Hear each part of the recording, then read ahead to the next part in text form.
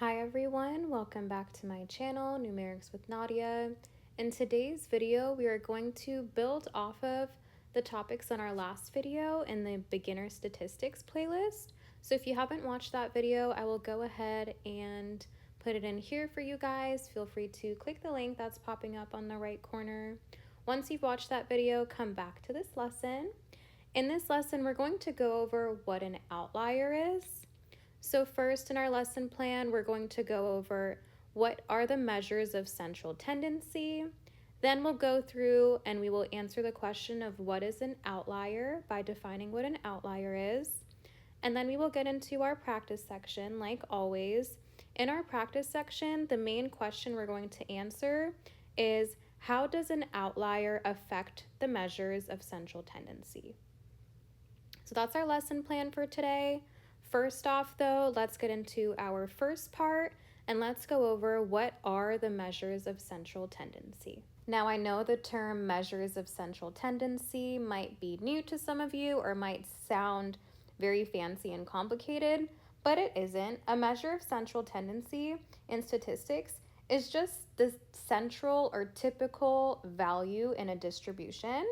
So that splits up into three different measures of central tendency, and we've already gone through them in our last video, but we'll go through them again in this video.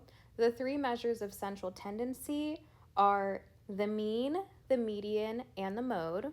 So just like I did in the last video, I'm going to quickly go through and define each of these.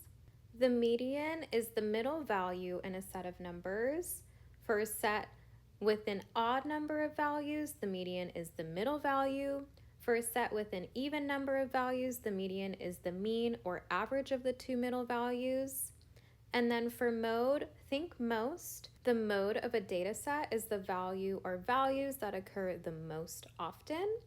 And last but not least, for the mean or average of a data set is the sum of all the values in the data set divided by the total number of values. So now that we've gone over the three measures of central tendency, mean, median, and mode, let's go through and define what an outlier is. An outlier is a value that is either much larger or much smaller compared to the other values in a data set. So I'm going to go through here and give us an example just so we can see what that would look like. Now, not every data set has an outlier, and not every data set has the same kind. There could be multiple outliers, there could be just one outlier, there could be a smaller outlier, a larger outlier. It really much varies to the data set, but in this example, we'll kind of see what that would look like. So the data set for this example is 3, 38, 39, 45, 46, 48, 49, and 100. So if you look here, the 3 is very small compared to the other numbers in the data set, and the 100 is also very large compared to the other numbers in the data set. So the 3 would be our smaller value outlier, and the 100 would be our larger valued outlier. So now that we've gone over this, let's get into our practice section for today. The data sets in these practice sections are going to include outliers. We're not going to go through how to see if a number in a data set is an outlier. We will do that in a later video. In these examples, we're going to assume that there is an outlier in there. And the directions for our practice section say to find the mean, median, and mode of the data set below. And then it says to determine which measures of central tendency are most affected by the outlier. So for our first question here, we have a list of hourly wages of students. And if we look at this list, we see that two values are repeated. So the mode of this data set, the most occurring, would be that $7.25 because it appears twice in our data set. And now if we go into trying to find our median, what we have to do is add up all of the numbers in the data set, right? And then divide by the number of numbers. So I'm going to do that. I'm going to write out as many as I can fit here, but we're going to add up all of these numbers and we're going to go ahead and divide them by the number of numbers. there are 8 numbers in our data set here. When I add all the values in the numerator, I end up getting 58.8. So then I'm going to divide that by the number of numbers. 58.8 divided by 8 gives me 7.35, but remember here we're talking hourly wages for this example, so I would include the dollar sign. So the mean of our data set is $7.35. Now we'll get into the median. Again, remember we have to order the numbers in the data set from least to greatest in order to find our median. So I'm going to go ahead and do that now. I like to write the values that are smaller, build up to the ones that are greater, and each time cross out the value just so I make sure I don't miss anything, right? So now that I've done that for this data set, I'm going to go ahead and cross out the least value, the greatest value, and keep doing that until I get to my middle number. In this case, we have an even number of data points in our data set. So I'm going to find the average of the 2 middle values. So we will do 7.25 plus 7.99 divided by 2. And when I do that, I get $7.62. So these are all of our values, just looking at the data set, not analyzing the numbers at all.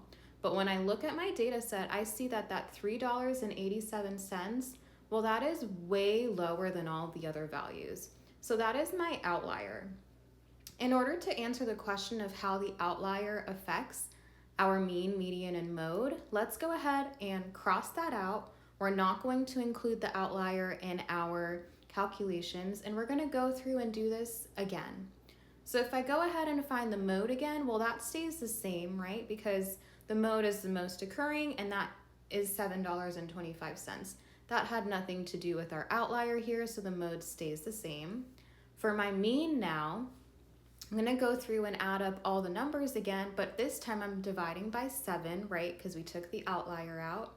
When I do that, I get 54.93 divided by 7, and that gives me a new mean of $7.84. So our original mean was $7.35. Our new mean taking out the outlier is $7.84. Same thing for the median. We're going to do the same steps. We're just going to take out that $3.87 that is our outlier. When I go through and do this and take that one out, we're left with an odd numbered data set.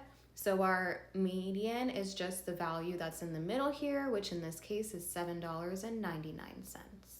So if I go through here and analyze the effect that taking out the outlier had on our data set, well, it did not affect the mode, right? The mode stayed the exact same, but it highly affected our mean. And for our median, it still affected it, but it had less of an effect. So this is very important as you guys get deeper into statistics to know how an outlier affects the 3 measures of central tendency. So to circle back and kind of wrap up our lesson today, let's go over what the takeaways are. So as we saw in the practice problem we did today, if you have a data set with an outlier, the mean will be highly affected. Therefore, the median is a more useful value to use when interpreting data, as the median is less affected by the outlier. So this is very important to know, just because further down the line, you're going to be asked to do interpretations on the statistics, right, and come to certain conclusions about what the averages are and that kind of stuff in your statistics classes. So it's very important to know which values to use if there is an outlier in the data set. And as we can see here, the median is a more useful value since the mean will be highly affected or more skewed because of an outlier. So I hope that really helped you guys make the connections in our brains. But that wraps up our lesson for today. I hope you guys enjoyed the video. Feel free to like it if you did, comment any questions or any other video topics you would like me to do down below. Please subscribe if you haven't already, share this video with a friend, and I will see you guys next time.